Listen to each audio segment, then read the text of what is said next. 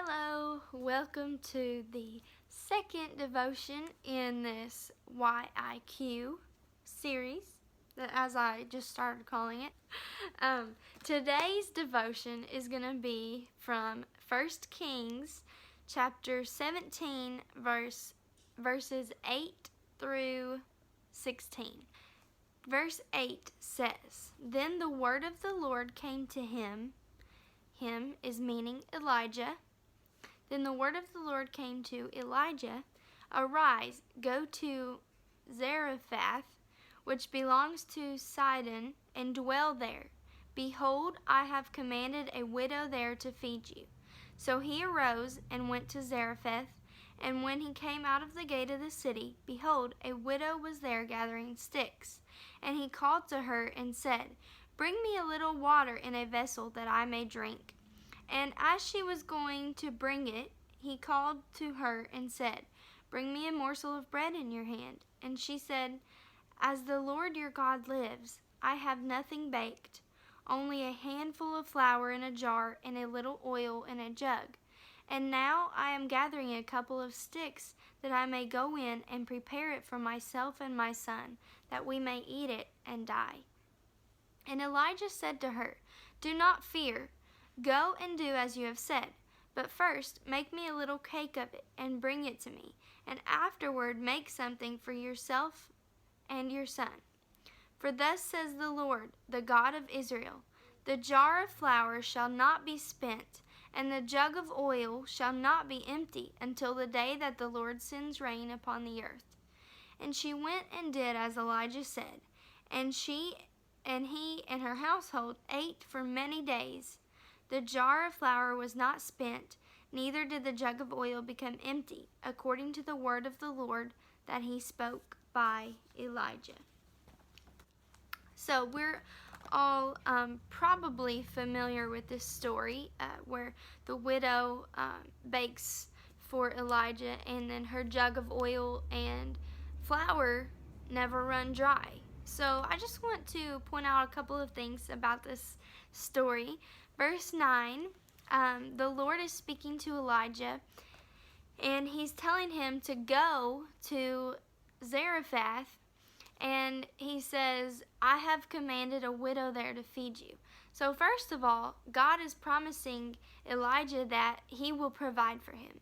He will provide food and shelter for him when he goes there. So Elijah just packs him and says, "Okay, let's do it." So he has faith that God is going to do what he says he's going to do.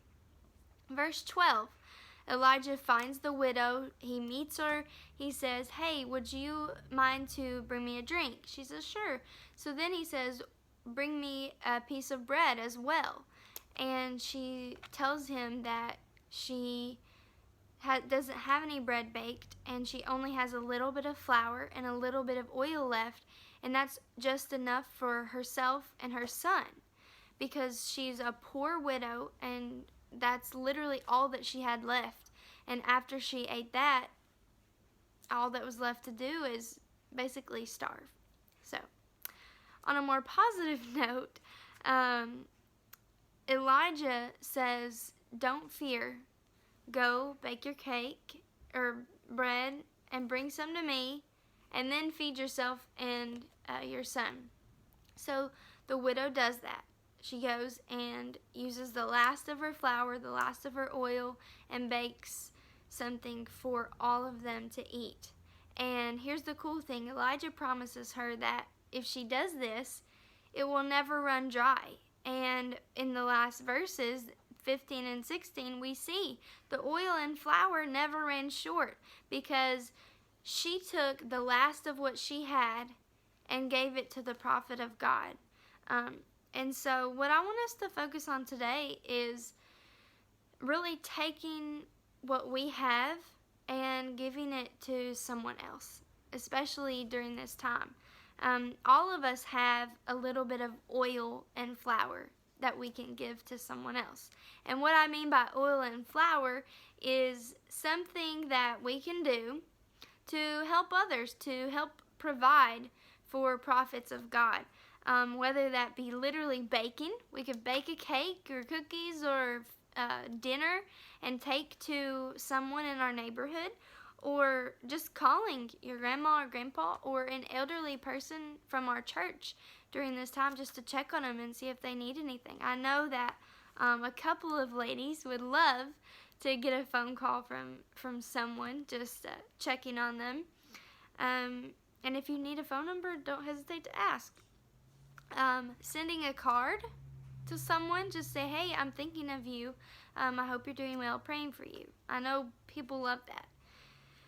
Maybe bringing someone groceries, like an elderly person, going and picking up some milk and bread or whatever, something that they might need, and take to them. By the way, if you're going to take someone groceries or cook a meal for them, make sure to social distance yourself by dropping it on their front porch. And finally, something that every single one of us can do is praying for them. And when I say them, I mean like everybody. Just praying for our country, praying for the sick, praying for the shut-in, which we are all shut in now. But I mean, you know what I mean. Just pray for people that you know needs prayer. And I'm sure God has laid someone on your heart that you can pray for. So my challenge is just to take your oil and flour and turn it into something that you can give to someone else. So anyway, I love you guys. Can't wait to see y'all again, and I hope you're doing well. Again, if you have any prayer requests, feel free to send them in, and love you guys. Bye.